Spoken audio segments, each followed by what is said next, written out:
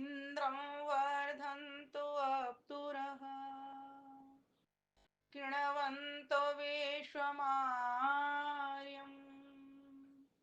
अपघ्नन्तो अरावणः अपघ्नन्तो अरावणः ॐ नमस्ते अस्तु आयते नमो अस्तु परायते नमस्ते प्राणतिष्ठत आसीनायोतते नमः ॐ विश्वानि देव सवित दुरितानि परासुव यद्भद्रं तन्नासुव यद्भद्रं तन्नासुव ओम शांति शांति शांति। परमपिता परमेश्वर की असीम अनुकंपा से डिस्टरबेंस आ रहा है, अपने माइक बंद कर लेंगे सभी और अपने कैमरे ऑन कर लीजिए। सभी अपने माइक ऑफ कर लीजिए, बंद कर लीजिए, माइक बंद कर लीजिए अपने। सभी अपने माइक बंद कर लें, कैमरा ऑन कर लें।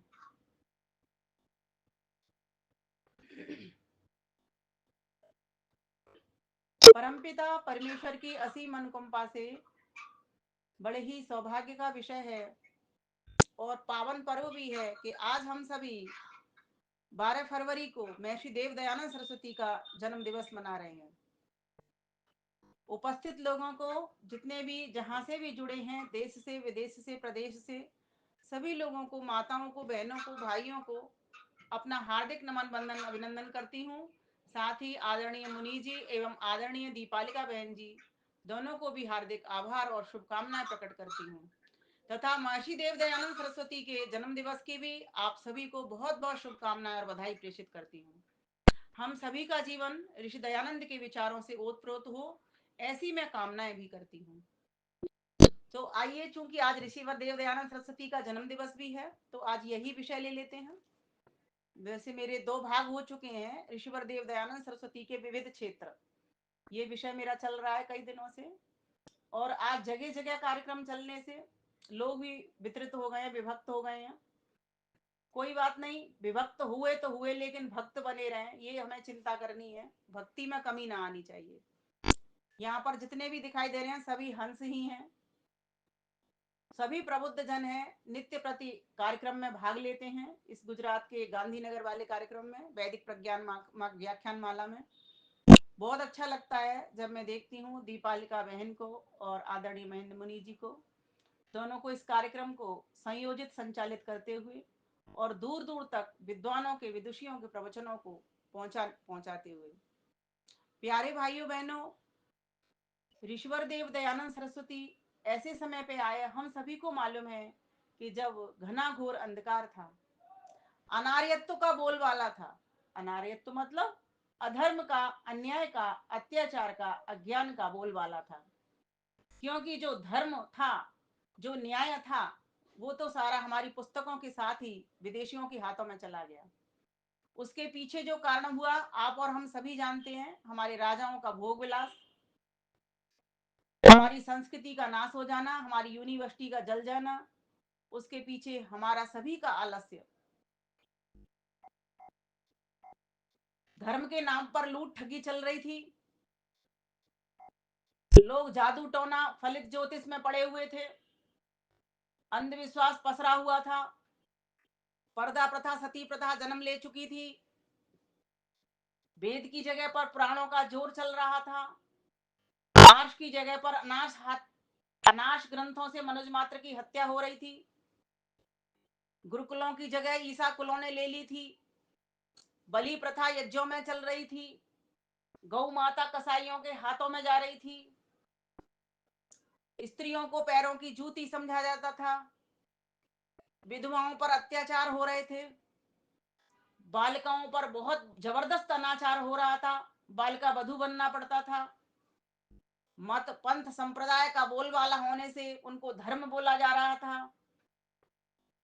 ब्राह्मणों का एकाधिकार हो चुका था। विधर्मियों का जाल कुचक्र फैला हुआ था जिसमें हम लोग फंसे जा रहे थे। एक तरफ धर्मांतरण का खेल चल रहा था। इसीलिए ऋषिवर देव दयानंद सरस्वती ने ये सब माहौल देखा। उन्होंने उसके कारण पर गए। कहते हैं जब कारण का अभाव कर देते हैं, जब हम किसी कार्य को देख करके कारण का पता लगा लेते हैं तो पहले कारण का अभाव करना होता है। तो कारण क्या था कि हमारी संस्कृति का हमसे गायब हो जाना। संपत्ति हमारे पास थी लेकिन जो मूल संस्कृति की संपत्ति थी वो हमारे हाथों में नहीं रही। जब वो नहीं रही उसी में हमारी सारी सत्य शिक्षाएं थी। जब वो नहीं रही तो उसके विपरीत आचरण होने लगा। जब विपरीत आचरण होने लगा तो लोग नास्तिक बने चले जा रहे थे या फिर बहुदेवी देवतावाद में फंस रहे थे। किसी ने इधर देवी बना ली, किसी ने इधर देवता बना लिया, किसी ने उधर कुछ बना लिया और सब लोग अपने अपने देवी देवता को ही भगवान कह लेने लगे, ईश्वर मानने लग गए और वहीं तक सीमित हो गए जो कि असीमित है। उसको सीमा में एक बंधन में ला करके चार दीवारी में सीमित कर दिया और वहीं तक वो सीमित हो गए। ब्रह्म को जीव मान लिया जाता था, जीव को ब्रह्म मान लिया जाता था। एक ही ब्रह्म की अद्वैतवाद की परंपरा चल पड़ी थी कि जीव भी जब भक्ति करता है, मोक्ष की गति करता है तो वो ब्रह्म हो जाता है। ऐसी मान्यता भी आ गई थी। क्यों? क्योंकि हमारी संस्कृति हमारे पास नहीं थी। ऐसे समय में महर्षि देव दयानंद सरस्वती का आगमन सभी महान पुरुषों में अपना सर्वोपरि स्थान रखता है। मैंने आपको बताया कि जिस समय उनका जन्म हुआ कितनी घनी घोर कालिमा थी। समझो जैसे किसी को, एक कैदी को बेड़ी लगा दी जाए, उसको बंद कर दिया जाए और उसकी क्या दशा होती है। एक पिंजड़े में एक पक्षी को बंद कर दिया जाए, उसकी क्या दशा होती है, सोच के देखिए, कल्पना करिए। और फिर उस पक्षी को खोल दिया जाए, उस कैदी को खोल दिया जाए, तब क्या दशा होती है, कल्पना करिए। हमारी भी स्थिति सभी की ऐसी थी। न हमें वर्णों का ज्ञान था, न हमें आश्रम का ज्ञान था कि कौन से वर्ण के हम होते हैं। जिस घर में जो जन्म ले रहा था उसी को ही समझ लिया जाता था कि ये उसी वर्ण का है, उसी जाति का है। वर्ण व्यवस्था तो शून्य हो चुकी थी, बिल्कुल ही खत्म हो चुकी थी। आश्रमों का पालन नहीं हो रहा था। अपना आश्रम ही भूल गए थे कि ब्रह्मचर्य का आश्रम कितने काल होता है, गृहस्थी का आश्रम कितने काल होता है, कुछ हमें पता नहीं। ऐसे समय पर ऋषिवर देव दयानंद सरस्वती का आगमन हुआ उस माँ की गोद में, उस पिता के गोद में, जो कि अपने आप को ईश्वर भक्त कहते थे। क्योंकि उन्होंने जिस ईश्वर को जाना वो वहीं तक सीमित रहे। और इसका सभी आप सभी को पता है कि किस तरीके से ऋषिवर देव दयानंद सरस्वती जब छोटे थे, मूल शंकर उनका नाम था, क्योंकि वो मूल नक्षत्र में हुए थे और चूंकि शंकर की भक्ति से मिले हुए थे इसलिए उनका नाम माता पिता ने मूल शंकर रख दिया था। जब शिवरात्रि का पर्व आया तो माता पिता दोनों भक्त थे तो उसको ले जाते हैं और वहां पर वो देखते हैं। मैं आपसे एक प्रश्न करना चाहती हूँ अपनी बात कहने से पहले। महर्षि जो ऋषि दयानंद थे वो कब महर्षि बने? अगर किसी को उत्तर आता है तो अपना इस चैट बॉक्स में लिख दे, मेरे पास लिखा हुआ आ जाएगा, मैं पढ़ लूंगी। एक परीक्षा भी हो जाए, महर्षि कब महर्षि बने, ऋषि कब ऋषि बने।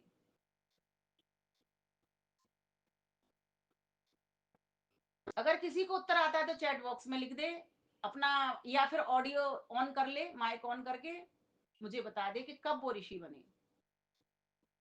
मैं आपको ऑप्शन भी दे सकती हूँ कि जब वो गुरु बिरजानंद के पास गए तब बने, या स्वामी पूर्णानंद जी से मिले तब बने, है ना, या माता पिता ने बनाया, या उनके चाचा ने बनाया, या इनमें से कोई नहीं, या कोई एक। क्या उनके माता पिता ने बनाया? ऋषि किसने बनाया उनको, ऋषि कैसे बने, वो बने, वो किसने बनाया उनको? गुरु ने बनाया उनको। शिवरात्रि को उन्होंने सच देख के सोचा, क्या तब से बने? तब से बने। अच्छा एक बात बताइए, ऋषि की जो बुद्धि होती है वो बहुत बाद में जाके प्रकट होती है या पहले से ही होती है किसी बच्चे में? बाद में। बाद में होती है। पहले से ही होती है। बस अब अपने ऑडियो बंद कर लें, अपने ऑडियो बंद कर लें। उनके पास जन्म के संस्कार थे, नहीं तो इतनी छोटी आयु में जो बच्चा शिव मंदिर जा रहा है और इतना बड़ा बोध कर रहा है, कैसे कर सकता है? जरूर उसके पास ऋषि बुद्धि अर्थात तर्क की शक्ति, खोज की शक्ति। ऋषि का अर्थ होता है वैज्ञानिक, जैसे वैज्ञानिक खोज करते हैं ना, ऐसी खोजी बुद्धि उनके पास थी। क्या आवश्यकता थी? वो तो माता पिता उसको ले गए हैं, ले जाकर के मंदिर में बैठा दिया, पूजा सब लोग कर रहे हैं, तुम भी पूजा करो। सब सो जाते हैं, टाइम हो गया रात्रि का, तुम भी सो जाओ। लेकिन वो बालक नहीं सो रहा है, वो कुछ समझना चाह रहा है, वो कुछ खोजना चाह रहा है। वो देख रहा है कि ये चूहे जो चढ़ रहे हैं मूर्ति के ऊपर, ये जो भोग खा रहे हैं और साथ साथ गंदा भी कर रहे हैं, सूसू पोटी भी फैला रहे हैं, तो ये मना क्यों नहीं कर रहे? माता पिता तो कह रहे हैं ये शिव जी की मूर्ति है, ये मना क्यों नहीं कर रही? बस यही बोध उनको ले गया। लेकिन इससे पहले खोजी बुद्धि थी उनकी, ऋषित्व तो था उनके भीतर। पूर्व जन के जो आपने दीपालिका जी बात कही, वो संस्कार थे उनके भीतर। हमारे तो चेतते नहीं। हम तो कितनी दुनिया को देख रहे हैं, रोज जाती आती दुनिया देखते हैं, हम तब भी हम नहीं चेत पाते हैं, आज तक नहीं चेते हम। कितनी दुनिया देख रहे हैं, रोज जाते हुए लोगों को देख रहे हैं, घरों से विदा होते हुए लोगों को देख रहे हैं, फिर भी हमारी बुद्धि का ताला नहीं खुलता है। लेकिन उनके पास ये संस्कार थे, इसीलिए उन्होंने उस चीज को सोचा कि पिताजी तो कहते थे कैलाश मंदिर में शिव जी हैं, वहां भी जाकर के देखा जाए कि वहां रहते हो। इसीलिए आपने देखा होगा ऋषि दयानंद सरस्वती जब जिस दिन से उन्होंने घर छोड़ा, अपनी 19-20 वर्ष की अवस्था में उन्होंने घर छोड़ा है, कहीं पर 21 वर्ष भी लिखा है, घर छोड़ दिया उन्होंने। जब उनके माता पिता उनकी विवाह की तैयारी करने लगे तो उन्होंने घर छोड़ दिया। तो वो नहीं बंधना चाहते थे, क्योंकि उनके पीछे क्या रीजन था, उनके पूर्व संस्कार उनको सत्य की खोज कराने के लिए बाधित कर रहे हैं। उनको कह रहे हैं बढ़, अगर तेरा विवाह हो गया तो तू जिस सत्य को खोजना चाहता है वो तुझे सत्य मिल नहीं पाएगा, और जब तू नहीं मिल पाएगा तो किस तरीके से लोगों को बता पाएगा। ये जो संस्कार था वो उनके पास पूर्व जन्म का ही संस्कार आया था। पूर्व जन्म के संस्कार से उनके पास वो बुद्धि थी, प्रखर बुद्धि। कहते हैं ना, हो नहार बिरवान के होत चीकने पात। बच्चे का पता लग जाता है ये बच्चा कैसा है। कुछ बच्चों को आपने देखा होगा हर चीज में क्या, क्यों, कैसे करते हैं, लेकिन कुछ बच्चे बिल्कुल कुछ नहीं करते। जैसा माता पिता कह देते हैं, या तो फिर उद्दंडता करेंगे या माता पिता की बात मान लेते हैं। लेकिन ऐसे खोजी बच्चे कि ये चीज हुई तो क्यों हुई, कैसे हुई, जब तक उस समस्या का समाधान नहीं खोज लेते तब तक वो आगे कुछ और नहीं करते, एक ही समस्या के पीछे लग जाते हैं, इसका समाधान मुझको खोजना है। तो इस प्रश्न का निराकरण हुआ कि उनके पास ये संस्कार थे।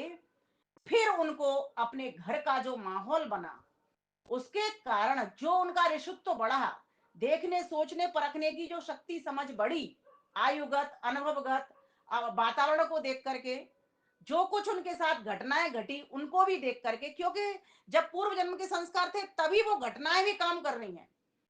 तो जो चाचा की मृत्यु होती है, बहन की मृत्यु होती है, कहते हैं मैं इतना कभी नहीं रोया, बहन भी मरी तो देखता सा रह गया, ठगा सा रह गया मैं, लेकिन चाचा गए जो मुझे सबसे अधिक प्यार करते थे तो मैं फूट फूट करके रोया, दीवार से चिपक चिपक करके, सिसक सिसक सिसक करके मैं रोया कि आखिर ये जा कहां रहे हैं। पहले बहन चली जाती है, फिर चाचा चले, आखिर ये जा कहां रहे हैं। बस इसी बात का पता करने के लिए कहां जा रहे हैं, कोई सत्य है जिसके पास से दुनिया आई है और जा रही है, मैं खोज करके रहूंगा। इस कार्य के लिए उन्होंने गुरुओं की खोज भी प्रारंभ कर दी थी, साथ ही साथ गुरुओं की खोज भी की है, क्योंकि उनको पता है कि बिना कोई ज्ञानवान व्यक्ति के मिले और मुझे वो सत्य पता लग नहीं सकता। उनको ये भी भरोसा हो गया है, जा रहे हैं, कहते हैं उन्होंने अपने 35 वर्ष इसी कार्य पर लगा दिए। सोचो, 20 वर्ष का बच्चा अगर घर से निकल रहा है, 15 वर्ष तो वो इसी खोज में ही लगा हुआ है। एक बार का उनका वाकया आता है कि कहते हैं वो उन्होंने पता लगाना चाहा कि कहीं पर कोई योगी बाबा रहते हैं और वो कहाँ मिलेंगे, कहते हैं कि वो मध्य प्रदेश में मिलेंगे। किस जगह मिलेंगे? बोले नर्मदा नदी जहां से निकली है उसका उत्पत्ति स्थान देखने के लिए वो चल पड़े, कि मैं उसका उत्पत्ति स्थान देखूंगा, चाहे कितने भी भीड़ जंगल आए, बर्फ आए, कुछ भी आए। कहते हैं जब वो चल रहे थे तो रास्ते में उनको एक रीछ भी मिल गया था, भालू भी मिल गया था, उसको भी उन्होंने डंडे से दूर भगा दिया, जबकि गांव के लोग उनकी सहायता के लिए आए ये भालू तुम्हारे ऊपर चढ़ ना बैठे। तो उन्होंने सबको अलग कर दिया, बोले साइड हो जाओ। तो उन्होंने इस तरह से डंडा किया, भालू वैसे ही दूर भाग करके चला गया। ऐसे बहुत सारी घटनाएं उनके जीवन में घटित होती चली गई हैं। कहते हैं जब वो चल ही रहे थे इसी तरीके से, तो एक रात्रि का समय हो गया, और वहां पर जाकर क्या देखते हैं कि कहीं पर दीपक सा जल रहा है, कोई झोपड़ी सी दिखाई दी, भूख भी लग रही थी। उन दिनों उन्होंने खाना छोड़ रखा था, दूध पर रह रहा करते थे। तो जाकर के क्या देखते हैं कि कोई घर सा दिख रहा है, लोग नाच गाने की सी आवाज आ रही है। तो उन्होंने कहा हो सकता है रात्रि में आज यहाँ अच्छी तरह से गुजार सकता हूँ। तो वहां चले जाते हैं। जाते हैं तो दो बंदे वहां से आते हैं निकल करके उस घर में से, और ऋषि दयानंद से पूछते हैं तुम कौन हो, कहाँ जा रहे हो। तो वो सच्ची सच्ची बात बताते हैं कि मैं नर्मदा नदी के उत्पत्ति स्थान को देखने के लिए आगे बढ़ रहा हूँ, कि नर्मदा जो नदी है वो कहाँ से निकल रही है। तो लेकिन रात्रि हो गई है, इसीलिए मैं अब सुबह निकलूंगा। तो मैं अब सोना चाहता हूँ, आराम करना चाहता हूँ, और मुझे भूख लगी है, कुछ खाना भी चाहता हूँ। तो उन्होंने खाने के लिए आग्रह किया, तो वो कहते हैं मैं दूध ही पीता हूँ बस। तो कहते हैं वो दूध लेके आए, मैंने थोड़ा सा दूध पिया और मैं सो गया। सोने से पहले एक घटना वो देखते हैं वहां पर। कहते हैं एक स्त्री ऐसे ऐसे सिर हिला रही है, बहुत तेजी से, बहुत तेजी से सिर हिला रही है, और वो देख रहे हैं उसको। ऋषि दयानंद को तो समझ आ गई है एकदम, क्योंकि खोज, हर चीज की खोज चलती है उनके में, दिमाग में। और वो लोग सब उसकी भूत कहते हैं, भूत चढ़ गया, और भूत को उतारने का प्रयास कर रहे हैं। लेकिन वो किसी तरीके से वो स्त्री का बाल हिलाना, सिर हिलाना बंद नहीं हुआ है। उन्होंने भूत को भी भगाया है। ऋषि दयानंद को एक क्षण भी नहीं लगा उस चीज को समझने में कि ये क्यों हिला रही है। वो क्या लिखते हैं कि दो कार्य होते हैं, दो कारण होते हैं इसके। या तो कोई कुछ किसी से कोई संपत्ति या कोई सामान मांग रहा है, तो वो ऐसे नाटक कर रहा है, ढोंग रचा रहा है। या फिर ये कोई मानसिक दिवालियापन है, इसका मानसिक विकृति आ गई है।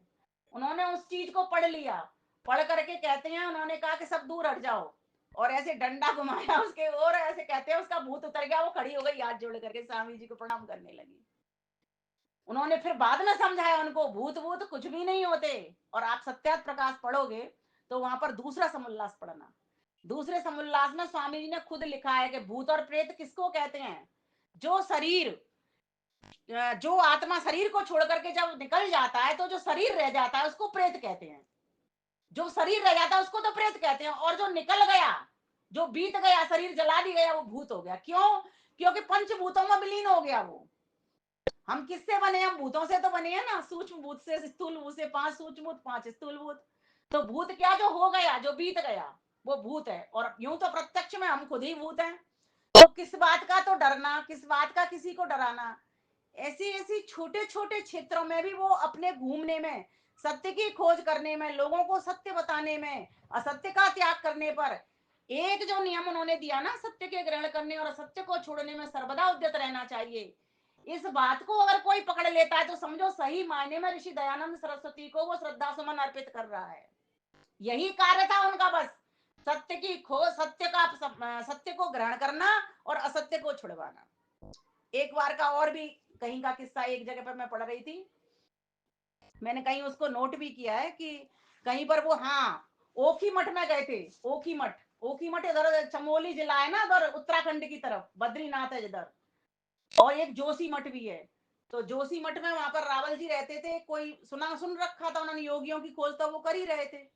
बहुत सारे साधु तो उनको ऐसे मिले, उनके सारे आभूषण उन्होंने उतरवा करके रख लिए। योगियों ने उनको सबको देते गए, बोले इनसे तुमको भगवान नहीं मिलेगा, सारा कुछ छोड़ते चले गए। क्यों? क्योंकि उनके मन में एक ही खोज थी कि मैं सत्य को खोज करके रहूं, चाहे मुझे अपना सर्वस्व लुटाना पड़े। तो रावल जी ने वहां पर जोशी मठ में उनको, ओखी मठ में, जोशी में नहीं, ओखी मठ में उनको प्रलोभन दिया कि तुमको मैं पूरा धन संपत्ति दे दूंगा, तुम इस मंदिर के वारिस बन करके बैठो, ठीक है, ले, और पूजा पाठ करो, तुम सब कुछ करो। उन्होंने कहा भाई मेरे बाप के पास क्या कमी थी, मेरे माता पिता के पास तो खूब धन था, खूब संपत्ति थी, मैं उसको छोड़ करके आया हूं, और मैं यहाँ पर इस संपत्ति के लालच में बैठूंगा नहीं। मेरा ये उद्देश्य नहीं है, मेरा उद्देश्य तो ईश्वर की प्राप्ति करना, सत्य की प्राप्ति करना और सत्य को प्राप्त करना है। तो वहां पर भी उन्होंने इतने बड़े धन को भी ठोकर मार दी। तो इस प्रकार से उनके बारे में बहुत सारे वाकये मिलते हैं। और एक जगह का किस्सा उनका मिलता है, वहां का, मैं अभी कल ही पढ़ रही थी उसको कहीं पर। हाँ, एक उन्होंने एक साधु की कैसी खोज की, कहते हैं वो एक जगह पे जा रहे थे, तो वहां पर किसी ने उनको बताया कि यहाँ पर एक ऐसा साधु रहता है, वो अपने आप ही रात में, रात जैसे ही होती है वो हंसता है, बात करता है ना, इस तरह का एक साधु रहता है और उस पर उसके पास कोई ईश्वरीय शक्ति है। तो उन्होंने कहा उसको भी देख लिया जाए। तो वो चले गए, तो रास्ते में उनको उन्हीं के ब्रह्मचारी मिले, उस साधु के ही, जो इस कार्य को करता था, हंसने का, रोने का नाटक करता था, या नाटक करता था या जैसे भी करता हो मुझे नहीं पता, लेकिन वहां पर इस तरह से वो वर्णन मिलता है। तो कहते हैं कि वो चले जाते हैं वहां पर जाकर के और उस साधु से बात करते हैं, उसको देखते हैं, बात नहीं करते, उसको देखते हैं। जैसे ही रात होती है तो वास्तव में वो हंस रहा है, कभी कभी वो रो रहा है, कभी वो ऐसे लग रहा है कि बात कर रहा है अपने आप से। फिर उनको लगा कि वास्तव में कोई तो बात है। फिर उन्होंने सोचा कुछ ना कुछ इसके पीछे कुछ मानसिक विकृति भी हो सकती है, ये भी उन्होंने दिमाग लगाया। फिर उन बच्चों से पूछा कि ये ऐसा क्यों करते हैं। तो उन बच्चों ने, उनके ब्रह्मचारियों ने कहा कि हम नहीं जानते, वो ईश्वर से वार्ता करते हैं, बस इतना बता दिया, वो ईश्वर से वार्ता करते हैं। वहां से भी उसको देख करके चले आए। वो फिर गढ़ मुक्तेश्वर में जाते हैं, गंगा जी में, और वहां पर उन्होंने एक उसमें जाते हैं जहां पर बहुत सारी पुस्तकें रखी रहती हैं। तो पुस्तकों में उन्होंने एक ग्रंथ को पढ़ा, तंत्र ग्रंथ को पढ़ा।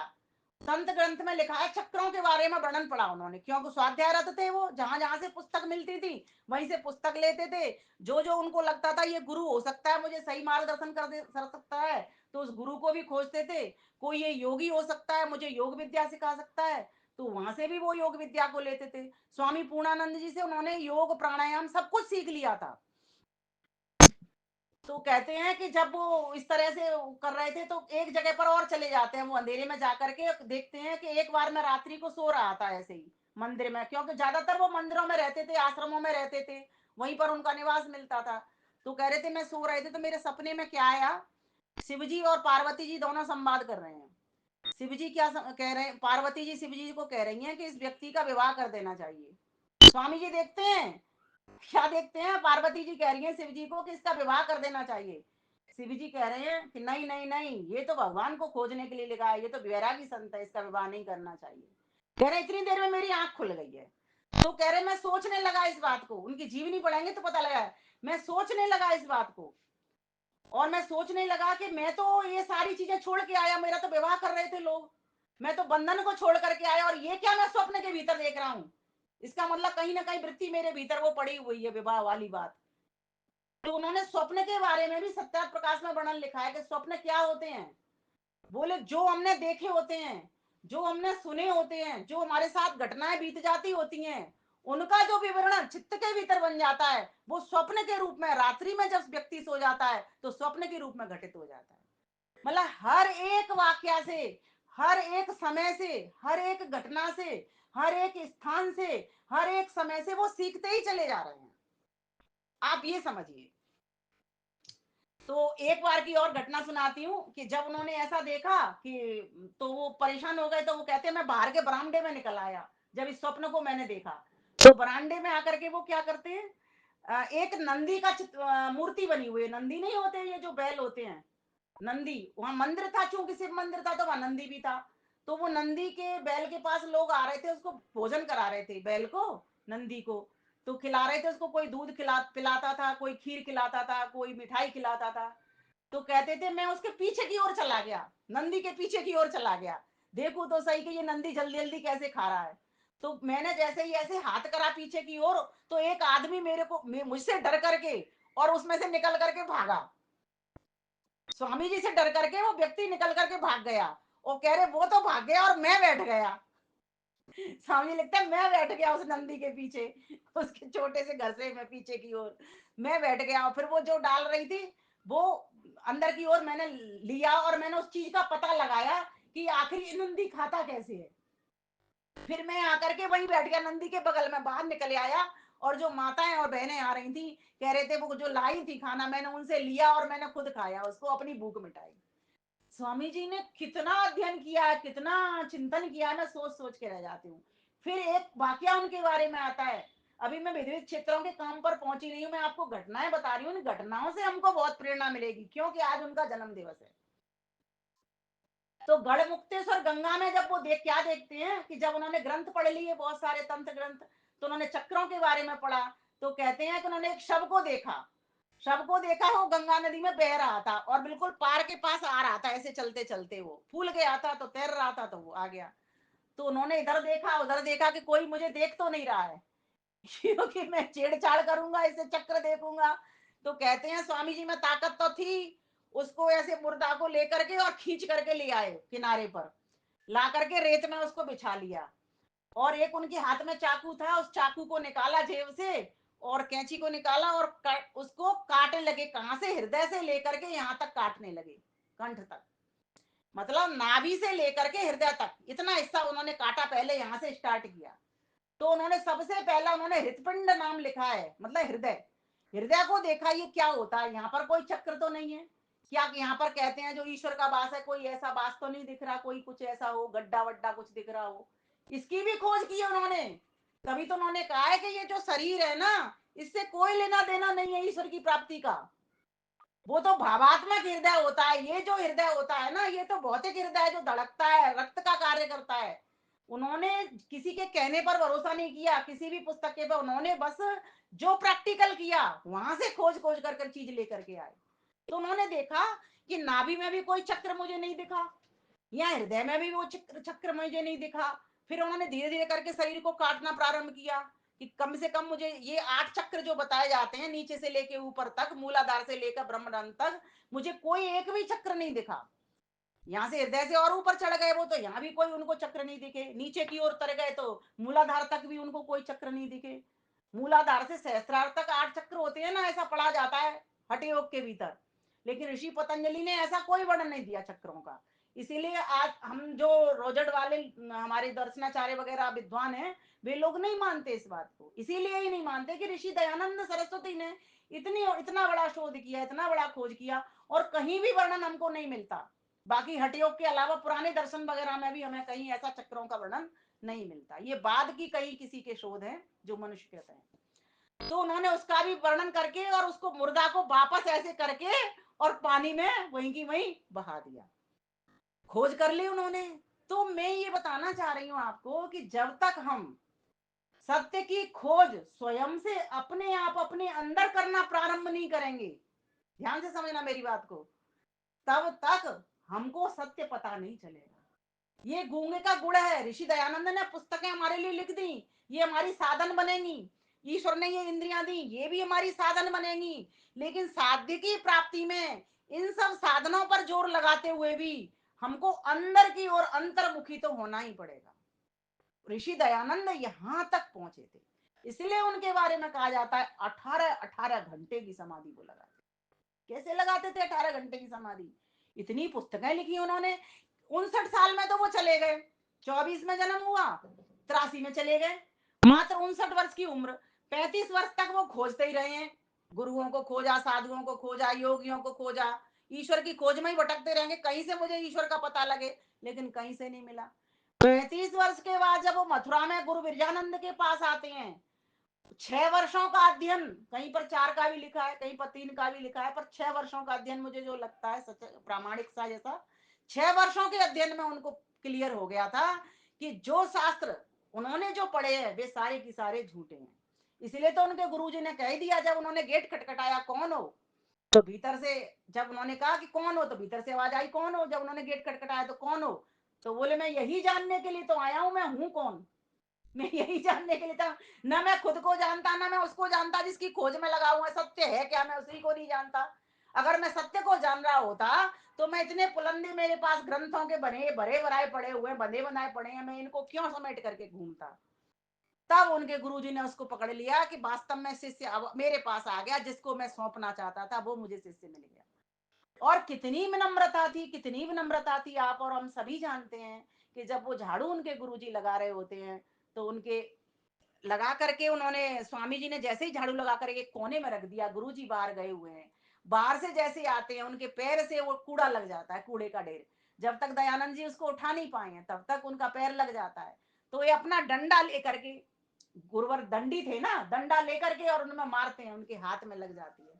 तो पता है अपना हाथ नहीं सहलाते दयानंद जी, गुरु जी का हाथ सहलाते हैं। आपके हाथ में कहीं लग तो नहीं गई?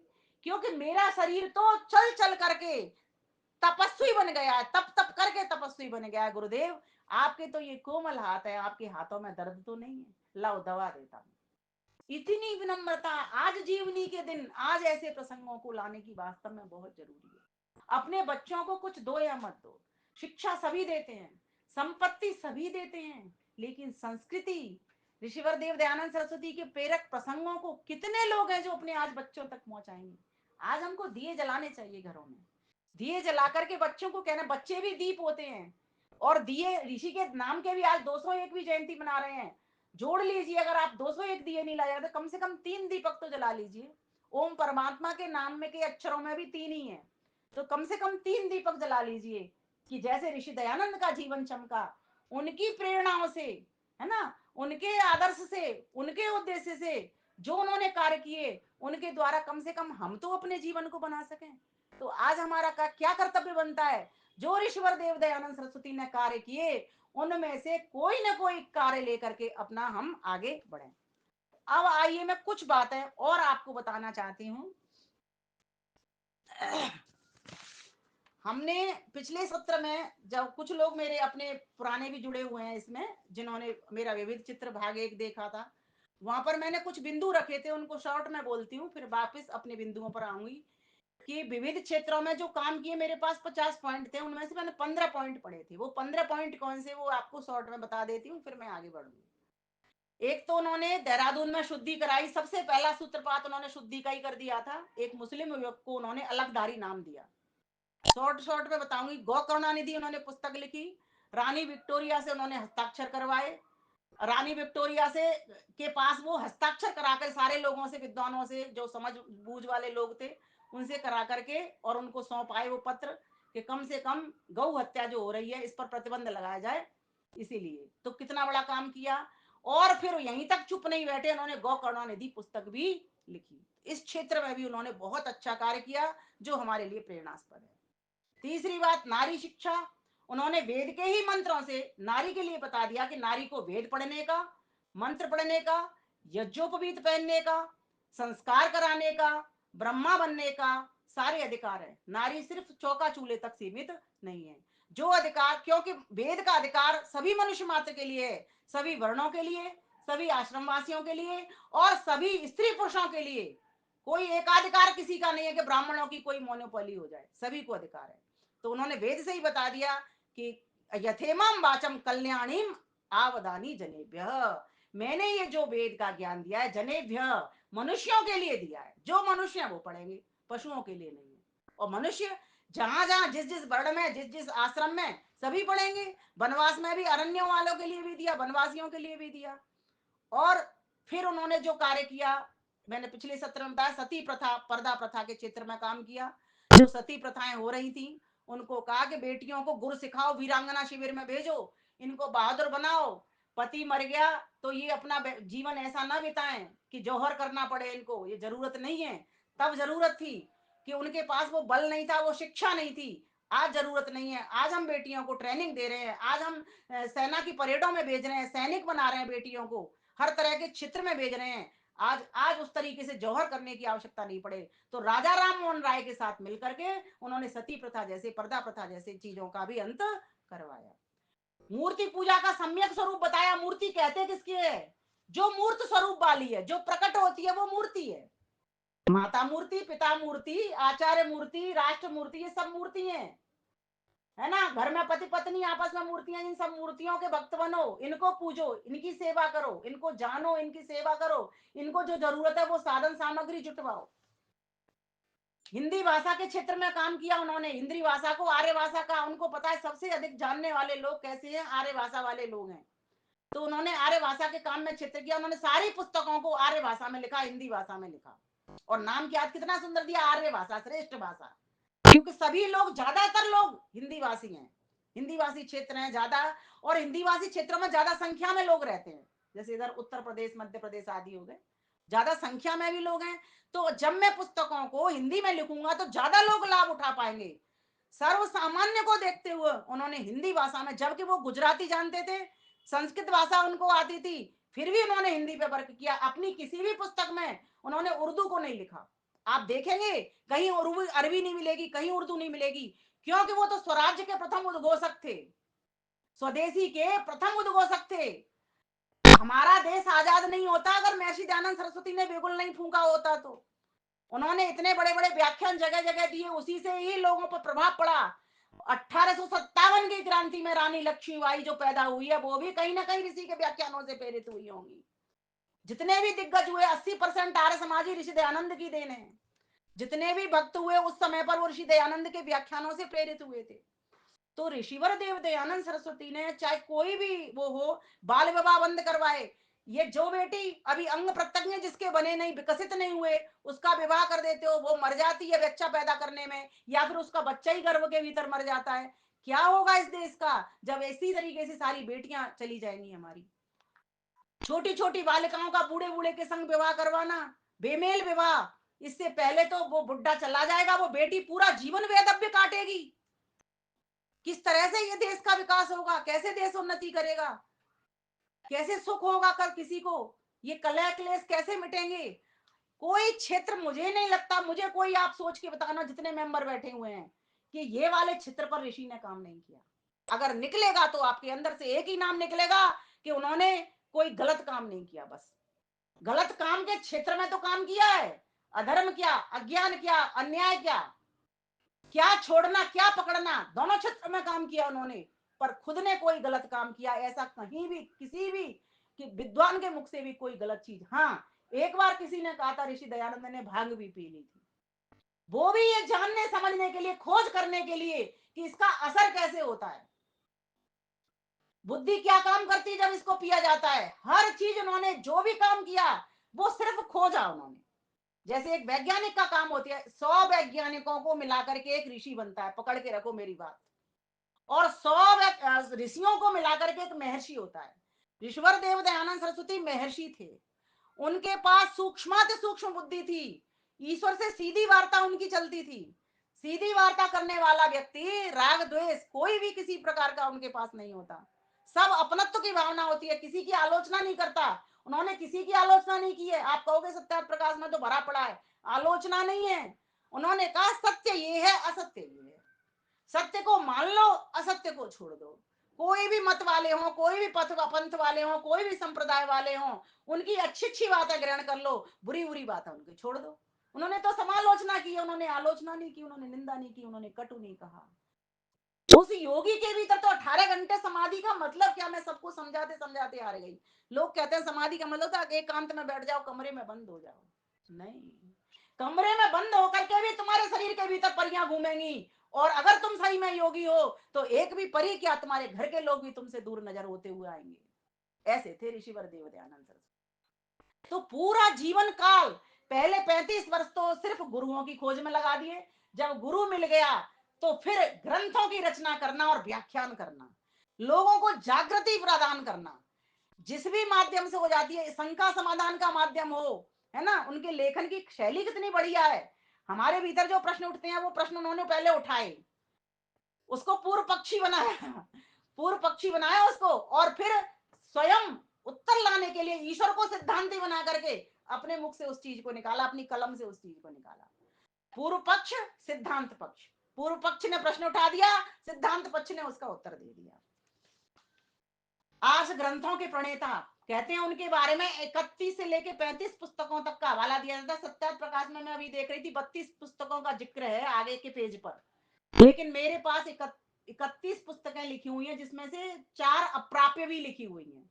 इतना वर्णन इसमें मिल रहा है। यहाँ पर पुस्तकों के भी नाम दिए गए हैं। भागवत खंडनम इन्होंने लिखी, पंच महायज्ञ विधि लिखी, वेद भाष्य के नमूने कांक जिनके नाम हमने नहीं सुने, वेद विरुद्ध मत खंडन लिखा, वेदांत ध्वांत निवारण लिखा, आर्य विनय का नाम सुना है, आर्य उपदेश रत्नमाला का नाम सुना है, भ्रांति निवारण का नाम नहीं सुना, वो लिखी, जन्म चरित्र लिखा, संस्कृत वाक्य प्रबोध लिखी, व्यवहार भानु का नाम सुना है, ब्रह्मोच्छेदन लिखी, ब्रह्मों का भी वहां पर उन्मूलन किया है, अनु ब्रह्मोच्छेदन भी लिखी उन्होंने, गौ करुणानिधि सभी को पता है, काशी शास्त्रार्थ का भी सभी को पता है, हुगली शास्त्रार्थ ये नहीं पता, सत्य धर्म विचार नहीं पता, शास्त्रार्थ जलंधर की कुछ व्याख्यान पता है, शास्त्रार्थ बरेली के कुछ पता है, शास्त्रार्थ उदयपुर का भी पता है, एकाध शास्त्रार्थ अजमेर, ये पुस्तकें लिखी हैं उन्होंने बाकायदा। पर हमारे पास कोई कोई एक एक दो दो प्रसंग ही आए हैं।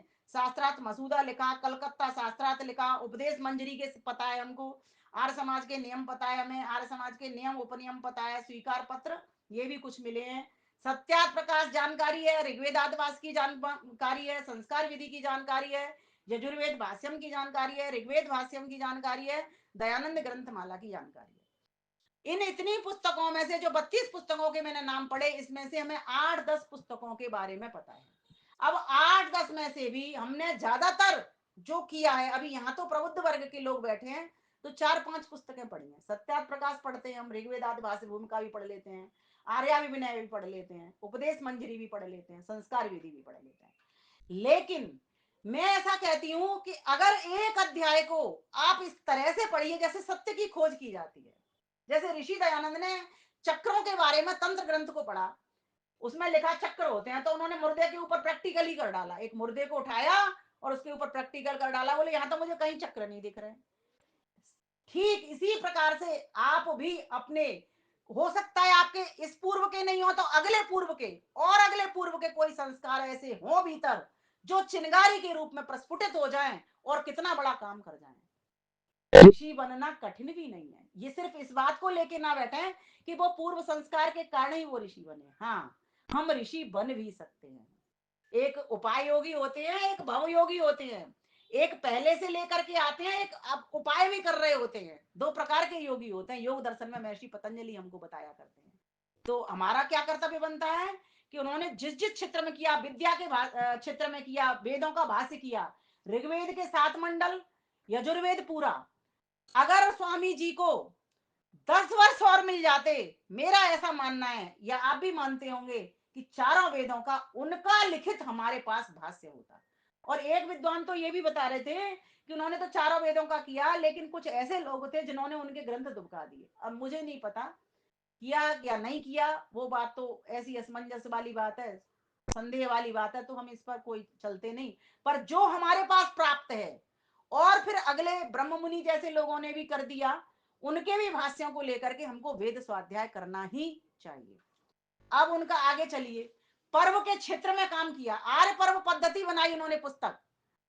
पर्व क्या करते हैं उनको पता थी, पर्व ये आते हमको प्रेरणा देने के लिए, प्रसन्नता देने के लिए, है ना, पूर्णता से भरने के लिए, पूर्णता से मिलाने के लिए, पूर्ण परमानंद दिलाने के लिए आते हैं, संगठन बनाने के लिए आते हैं, समाज को सुचारू रूप से सही नियम व्यवस्था में चलाने के लिए आते हैं।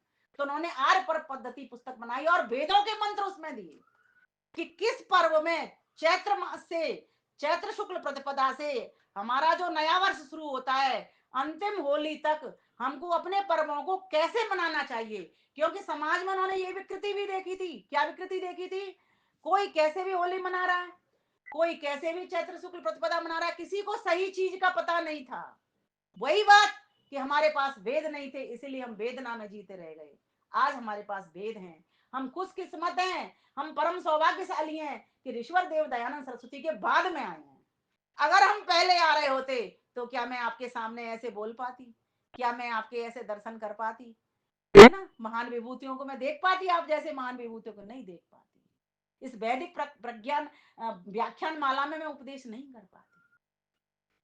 इसीलिए मैं बार बार ऋणी हो जाती हूँ, बार बार नतमस्तक, प्रतिक्षण जैसे ईश्वर का धन्यवाद निकलता है, ऐसे ऋषिवर देव दयानंद सरस्वती के लिए मेरा बार बार धन्यवाद निकलता है कि ऋषिवर तूने कितनी बड़ी कृपा कर दी। तू तो कहता कि हे ईश्वर तूने कितनी कृपा करी, तेरा जन्म, तेरी तेरे सांसों को भी लेके जा रहा है ईश्वर, फिर भी तू बोलता है।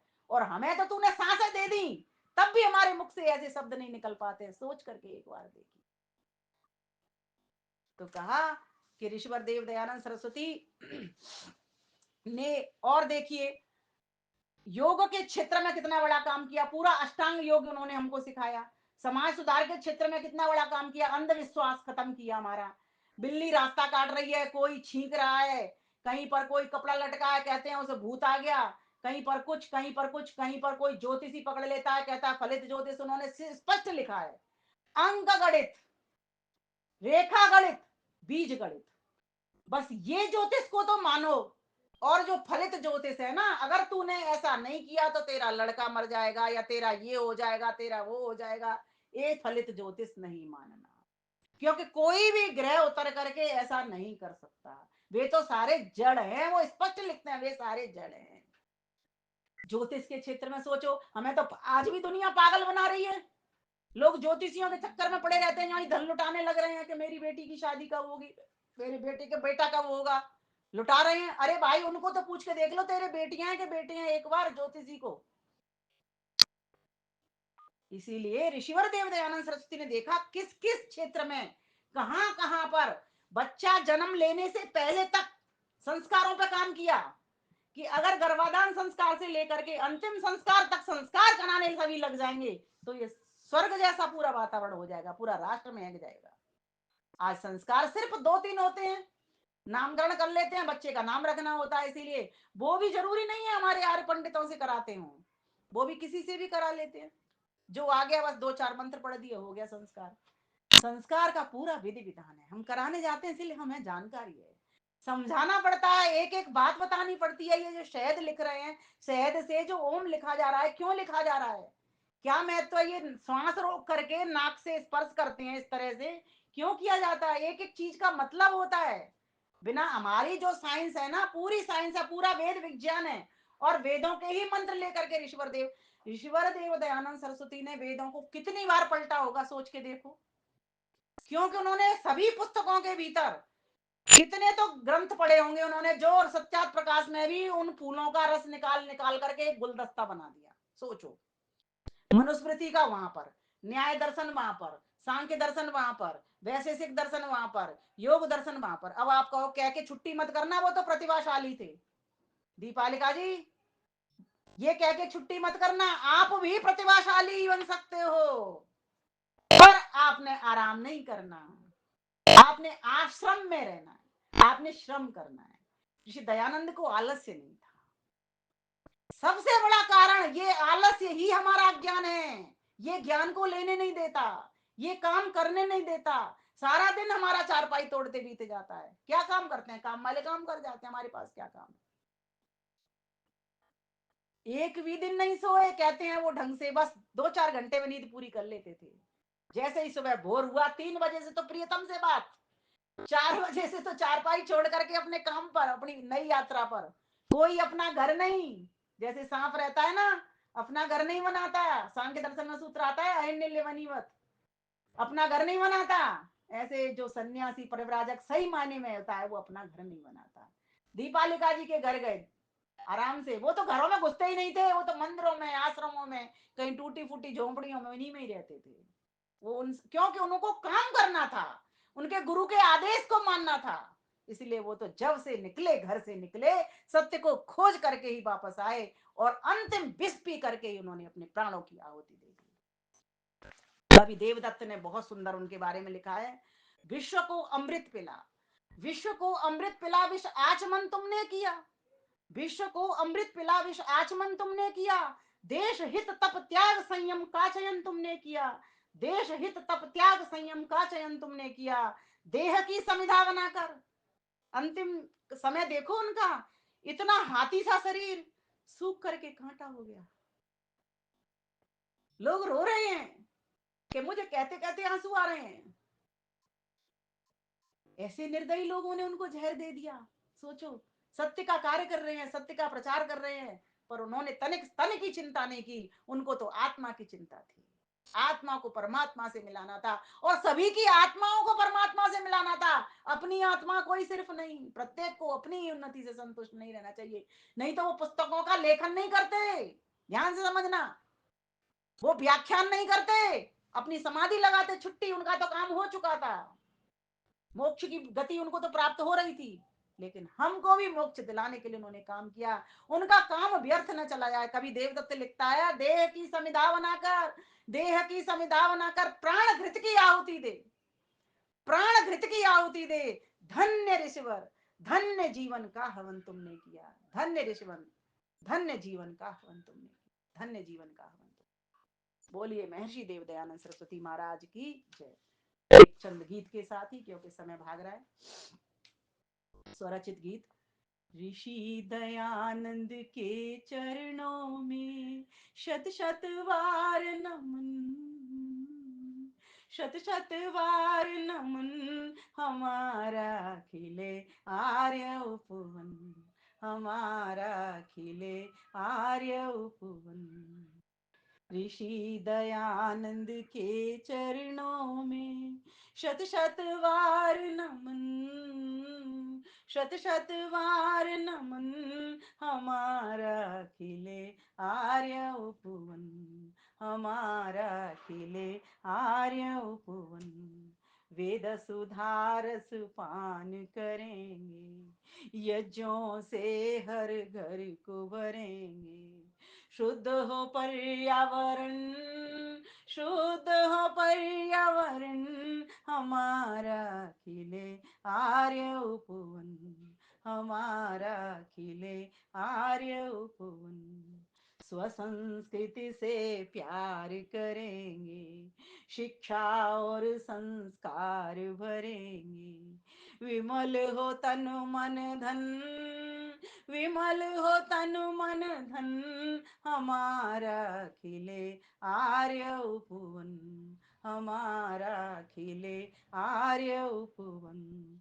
सच्चे सैनिक वीर बनेंगे, धीर और गंभीर बनेंगे। गूंजे विश्व गगन, गूंजे विश्व गगन, हमारा खिले आर्य उपवन, हमारा खिले आर्य उपवन। सुखद राष्ट्र निर्माण करेंगे, परमेश्वर गुणगान करेंगे। होगा चैन अमन, होगा चैन अमन, हमारा खिले आर्य उपवन, हमारा खिले आर्य उपवन, हमारा खिले आर्य उपवन। 2 मिनट और लूंगी। प्रेरणा लो, संदेश लो। जिस क्षण तुम्हारे देह में दुर्बलता प्रतीत हो, एक महान विशालकाय सन्यासी को याद करो, स्मरण करो। जब तुम्हारा मन शिथिलता से भर जाए, कायरता प्रवेश कर जाए, तब उसी क्षण जीवन और उत्साह से भरे हुए ओतप्रोत तेजस्वी का ध्यान करो, उस देशभक्त का स्मरण करो। जिस क्षण तुम्हारा हृदय मोह से भर जाए, विलास का साम्राज्य प्रवेश कर जाए, उसी क्षण धन को ठोकर मारने वाले उस नैष्ठिक ब्रह्मचारी को याद करो। अपमान से आहत होकर जिस क्षण तुम अपनी नजर ऊंची ना उठा सको, उसी क्षण हिमाचल समाडेल उन्नत व्यक्ति के मुख को अपनी कल्पनाओं में उपस्थित करो, कल्पनाओं में उपस्थित करो। मृत्यु वर्ण करते हुए डर लगे तो उस निर्भयता की मूर्ति का ध्यान करो, और द्वेष भाव से उत्तप्त होकर जब तुम अपने विरोधी को क्षमा करने में हिचकिचाहट करने लगो, तो उसी क्षण विष पिलाने वाले को आशीर्वाद देते हुए राग द्वेष से वियुक्त सन्यासी को याद करो, सन्यासी को याद करो। ऐसी भावनाएं, ऐसी प्रेरणाएं, ऐसे संदेशों से अपने जीवन को भरने वाले बनो। एक योगी आया है हमको योग सिखाने के लिए, यशस्या शरीर से हमारे समक्ष मौजूद है।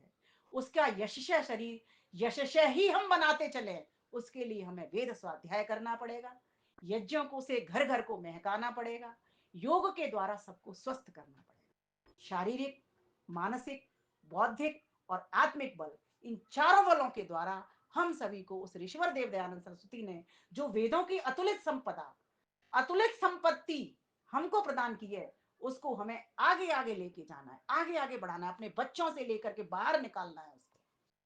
इन्हीं शब्दों के साथ मैं अपने श्रद्धा सुमन अर्पित करती हूँ आज ऋषिवर देव दयानंद सरस्वती के चरणों में। परमात्मा हम सबको भी उनके प्रेरक संदेशों का लाभ उठाने में सक्षम बनाए, समर्थ बनाए, सफल बनाए। आप सभी के लिए उत्तम स्वास्थ्य के, लंबी आयु के लिए भी प्रार्थना करती हूँ, जिससे ईश्वर का भजन, वेद का ज्ञान, योग में निष्णात होकर के उस योगी के वचनों से, के वचनामृत से अपने तन मन धन को रज करके आप देश समाज का विकास कर सकें। इन्हीं शब्दों के साथ अपनी वाणी को विराम देती हूँ। आप सभी का बहुत बहुत धन्यवाद। आदरणीय मुनि जी, आदरणीय दीपालिका बहन, आप और जितने भी श्रोता बंधु बैठे हैं, सभी को मेरा बहुत बहुत नमन, बहुत बहुत धन्यवाद, नमस्कार।